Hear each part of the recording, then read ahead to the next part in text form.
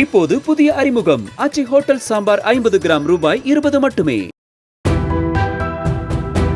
அமெரிக்காவில் மென்பொருள் நிறுவனத்தில் பணியாற்றும் 70 நாடுகளைச் சேர்ந்த 250 வெளிநாட்டு சுற்றுலா பயணிகள் மாமல்லபுரம் வருகை தந்து புராதன சின்னங்களை சுற்றி பார்த்து புகைப்படம் எடுத்து ரசித்தனர்.